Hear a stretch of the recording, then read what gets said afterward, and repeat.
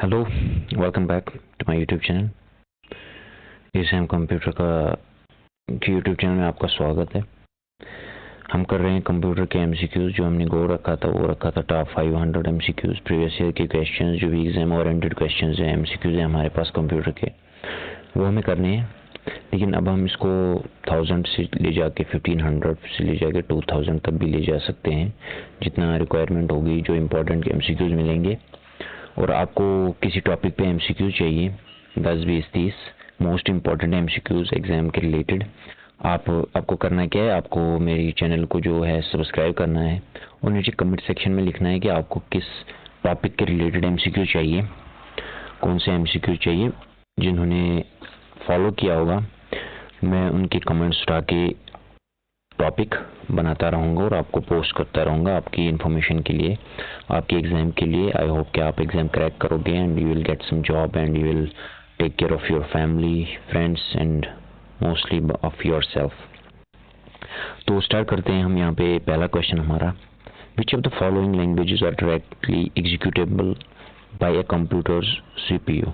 जो हमारे पास यहाँ पे कौन सी जो लैंग्वेज है यहाँ पे हम डायरेक्टली एग्जीक्यूट होती है कंप्यूटर के सीपीयू से। जो हम कंप्यूटर के सीपीयू में हम लिखते हैं वो लैंग्वेज और वो वहाँ पे एग्जीक्यूट होती है, वो समझ जाता है और वो हमें आंसर देता है, तो वो होती है मशीन लैंग्वेज। मशीन लैंग्वेज वो होती है जब हम इसको टाइप करते हैं तो हमारा ये सीपीयू से प्रोसेस करके हमें आउटपुट देता है। ठीक है। Question number 2, the IEEE 802.3 standard relates to which of the following. जो IEEE है हमारे पास, पहले हम देखेंगे IEEE की फुल फॉर्म क्या है, ये है क्या। बेसिकली एक स्टैंडर्ड है इथरनेट के लिए। ठीक है। इसका जो आंसर रहेगा वो रहेगा इथरनेट। आंसर हमारे पास इसका रहेगा इथरनेट। ठीक है। Standard for ethernet development by IEEE एक इंस्टीट्यूट है। IEEE is an institute of electrical and electronics engineers. ठीक है। ये I is institute of electrical and electronics engineers. ठीक है। IEEE की फुल फॉर्म है। ये एक स्टैंडर्ड है हमारे पास किसका, इथरनेट का। ये इथरनेट क्या है, ये एक स्टैंडर्ड है यूजिंग जिसमें CSMA और CD यूज होता है। ठीक है। क्वेश्चन नंबर 3 है हमारे पास, which is the smallest unit of data in a computer. तो डेटा है हमारे पास जो होता है, जो मेमोरी होती है हमारे पास सबसे छोटा। फॉर एग्जांपल जैसे अल्फ़ाबेट्स में A, न्यूमेरिक्स में 0, तो सबसे बेसिक है यहाँ पे क्या है। तो आई होप कि आपने आंसर किया होगा। आंसर कमेंट सेक्शन में लिखिए। क्वेश्चन नंबर 1, क्वेश्चन नंबर 2 का ऐसे ही, नो प्रॉब्लम। इससे आपका जो रिवीजन होगा, आपने पढ़ा होगा लेकिन थोड़ा सा कंफ्यूज होते हैं बाइट बिट में, केबीज में, तो ये क्लियर हो जाएगा आपको। इसका जो आंसर रहेगा वो रहेगा बिट। ठीक है। क्वेश्चन नंबर 4 है हमारे पास, which of the following is not type of volatile memory. Volatile क्या होती है हमारे पास, वोलेटाइल होती है जब हम किसी प्रोजेक्ट पे काम करते हैं, फिर हमारा अनफॉर्चुनेटली पावर कट होता है या सिस्टम की बैटरी ख़राब होती है, शट डाउन होता है, जो भी प्रॉब्लम होती है जिससे हमारी सप्लाई जो है कट होती है और हमारा सिस्टम शट डाउन होता है, वो मेमोरी वहाँ पे डिलीट होती है, वो होती है वोलेटाइल। जिस पे हम काम करते हैं, फॉर एग्जांपल आप माइक्रोसॉफ्ट ऑफिस पे कुछ लिख रहे हैं, कोई लेटर लिख रहे हैं, अपॉइंटमेंट कुछ भी लिख रहे हैं, शट डाउन हो गया, सिस्टम बैटरी लो हो गई, डाउन हो गया, स्विच ऑफ हो गया, जो जितना भी आपने लिखा होगा वो कहीं नहीं रहेगा, क्योंकि वो एक वोलेटाइल मेमोरी है। Cache, RAM and DRAM are volatile memories. तो जो नॉन वोलेटाइल है, जो हम सेव करते हैं उसके बाद वो सिस्टम में रहती है, वो है रोम। ठीक है। इसका जो आंसर रहेगा वो रहेगा ROM. Question number 5, the conversion of high level instructions to machine code is done by. जो कन्वर्जन होता है, चेंज होता है हाई लेवल इंस्ट्रक्शंस का मशीन लैंग्वेज में, वो किससे होता है, वो किस चीज़ से होता है, वो होता है कंपाइलर से। ठीक है। हाई लेवल लैंग्वेज को मशीन लैंग्वेज में चेंज करने के लिए हमारे पास कंपाइलर की ज़रूरत पड़ती है। Question number 6, which device is used for digitising images, maps and drawings. हमारे पास जो डिवाइस होता है, जो यूज़ आता है किसको, इमेजेस, मैप्स एंड ड्राइंग्स को डिजिटाइज बनाने में। डिजिटाइज बनाने में हम कैसे, डिजिटाइज क्या होता है, डिजिटाइज होता है जो हम इंटरनेट पे अपलोड करते हैं, इंटरनेट के थ्रू फॉरवर्ड कर सकते हैं, उसे हम कहते हैं डिजिटाइज। जो हम चेंज शेयर कर सकते हैं उसको हम क्या करते हैं, उसको हम स्कैनर। इसका जो आंसर रहेगा वो रहेगा गाइस स्कैनर। हम स्कैनर से क्या करते हैं, स्कैनर से हम इसको स्कैन करके सिस्टम पे अपलोड कर देते हैं, फिर हमें जहाँ चाहिए वहाँ ज़रूरत पड़ती है, जहाँ चाहिए हमें सेंड कर सकते हैं, तो हम इसको डिजिटली सेंड और रिसीव करते हैं। ठीक है। क्वेश्चन नंबर 7 है हमारे पास, the primary function of the DML component of SQL is, पहले हम देखेंगे DML क्या है, उसके बाद हम इसकी प्राइमरी फंक्शन देखेंगे। Basically DML is data manipulation language. ठीक है। मेन कंपोनेंट जो इसके हैं वो है, इसके कुछ कंपोनेंट्स है, वो है सिलेक्ट, इंसर्ट, अपडेट और डिलीट। तो इसका जो आंसर रहेगा वो रहेगा डेटा मैनिपुलेशन। ठीक है। लेकिन डेटा मैनिपुलेशन होगा क्या, ये है क्या, इसका मतलब क्या है? डेटा मैनिपुलेशन होता है चेंजिंग और handling data store in database. जो हम डेटाबेस में स्टोर करते हैं डेटा, उसे हम चेंज और हैंडल कैसे करते हैं वो होता है डेटा मैनिपुलेशन। तो उसे हम कैसे करते हैं, उसमें सिलेक्ट करके उसे इंसर्ट करना है, चेंज या अपडेट करना है, डिलीट करना है, दैट इज मैनिपुलेशन।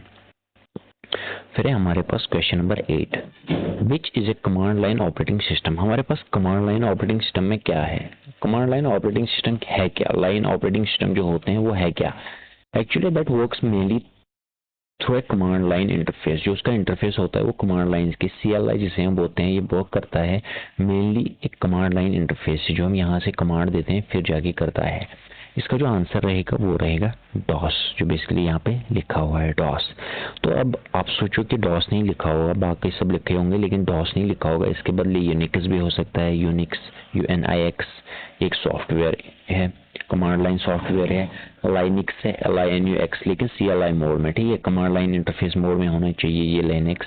और एक है कमांड प्रॉम्प्ट जो विंडोज़ का है। ठीक है। विंडोज़ खुद नहीं है, लेकिन इसका जो अगर कमांड प्रॉम्प्ट होगा वो इसका आंसर हो सकता है। तो इसका सिर्फ DOS ही नहीं आंसर हो सकता है, इसका यूनिक्स भी होगा, लाइनिक्स भी होगा और कमांड प्रॉम्प्ट भी होगा। ठीक है।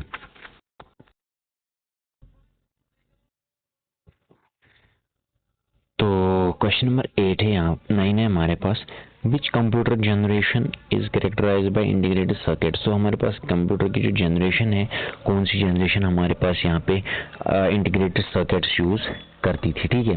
पहले हम देखेंगे फर्स्ट जनरेशन, इसका जो आंसर रहेगा वो रहेगा गाइस थर्ड जनरेशन। ठीक है। लेकिन हम देखेंगे फर्स्ट जनरेशन में यूज क्या होता था, वो कौन सी डेट से स्टार्ट हुए, फिर सेकंड, फिर थर्ड, फिर फोर्थ, जो हमारे आजकल चल रही है करंट। ठीक है। फर्स्ट जनरेशन वैक्यूम ट्यूब्स, आप पेन कॉपी लेके ये लिख भी सकते हैं। फर्स्ट जनरेशन कंप्यूटर जो होते हैं उनमें यूज होता था वैक्यूम ट्यूब्स। जो फर्स्ट जनरेशन कंप्यूटर के साइज होते थे वो बिल्डिंग जितने होते थे, डबल स्टोरी बिल्डिंग जितने साइज बड़े होते थे, और उनमें वैक्यूम ट्यूब्स यूज होते थे जो बहुत ज्यादा इलेक्ट्रिसिटी कंज्यूम करते थे। ठीक है। उनमें प्रॉब्लम क्या होती थी, पहले तो वो इलेक्ट्रिसिटी ज़्यादा कंज्यूम करते थे, दूसरा उनमें वैक्यूम ट्यूब्स यूज़ होते थे जो ज़्यादा इलेक्ट्रिसिटी यूज़ करते थे, तो वो ज़्यादा हीटअप होते थे और ब्लो होते थे, फट जाते थे, फिर उनको चेंज करना होता था। और जो इतनी हीट प्रोड्यूस करते थे तो वहाँ पे रहना बहुत ज़्यादा मुश्किल होता था, वहाँ पे काम करना मुश्किल होता था। तो ये 1940 से स्टार्ट हुआ और 1956 तक ये फर्स्ट जनरेशन कंप्यूटर यूज़ हुए। फिर इनमें से कुछ चेंजेस लाई गई, इनमें से ये सर्किट्स चेंज हुए, तो वैक्यूम ट्यूब्स के बदले इसमें ट्रांजिस्टर्स लाए गए। जो सेकंड जनरेशन में उनमें ट्रांजिस्टर्स यूज़ हुए। सेकंड जनरेशन कंप्यूटर जो ही हमारी 56 में फर्स्ट जनरेशन ख़त्म हो गई, बंद हो गई, तो ये अपडेशन आ गया, थोड़ा सा अपडेट हो गया, मॉडिफाई किया गया। इसे 1956 से हमारे पास सेकंड जनरेशन कंप्यूटर स्टार्ट हुए 1963 तक। ठीक है। फिर हमारे पास 1963 से और थोड़ी मॉडिफिकेशन स्टार्ट हो गई, तो इन्होंने इंटीग्रेटेड सर्किट्स लाए जो कन्वीनियंट थे, प्राइस कम था और काम भी ज़्यादा करते थे। 1963 में ये सेकंड जनरेशन ख़त्म हुई। फिर 1964 से स्टार्ट हो गई थर्ड जनरेशन, जिसमें इंटीग्रेटेड सर्किट्स लाए गए, जो इसका आंसर रहेगा 1964 से 1975 तक हमारा थर्ड जनरेशन चला, कंप्यूटर चला। फिर फोर्थ जनरेशन स्टार्ट हुआ 1975 से, जो अभी भी चल रहा है। साइड में इसके क्या चल रहा है, फिफ्थ जनरेशन भी चल रहा है। फोर्थ जनरेशन में हमने इंटीग्रेटेड सर्किट्स को चेंज करके मॉडिफाई किया, माइक्रो प्रोसेसर्स लाए, ये फिर VLSI very large integrated chips, ultra scale large integrated chips, वो अलग है, उसमें वो स्पीड पे डिपेंड करते हैं। तो माइक्रो प्रोसेसर्स हमने फोर्थ जनरेशन में लाए जो अभी भी चल रहे हैं। फिर फिफ्थ जनरेशन हमारी चल रही है जो AI बेस्ड है, आर्टिफिशियल इंटेलिजेंस बेस्ड है, मशीन लर्निंग है, रोबोटिक्स, जो हम रोबोट्स देखते हैं आजकल हर किसी फील्ड में काम करते हैं, वो है फिफ्थ जनरेशन की AI। ठीक है। AI टेक्नोलॉजी जिसमें ये पैरेलल प्रोसेसिंग चलती थी। तो क्वेश्चन है हमारे पास लास्ट, आज के दिन का लास्ट क्वेश्चन है, 10th क्वेश्चन है। तो मेहरबानी कीजिए आप चैनल को सब्सक्राइब कीजिए और जिससे जो जैसा किसी भी टॉपिक के एमसीक्यू चाहिए वो टॉपिक मेंशन कीजिए, लेकिन पहले सब्सक्राइब कीजिए, उसके बाद टॉपिक मेंशन कीजिए, कमेंट कीजिए। मैं उस टॉपिक पे 10, 20, 30, 40 जितने भी इंपॉर्टेंट एमसीक्यूज होंगे वो मैं लाऊंगा, ठीक है।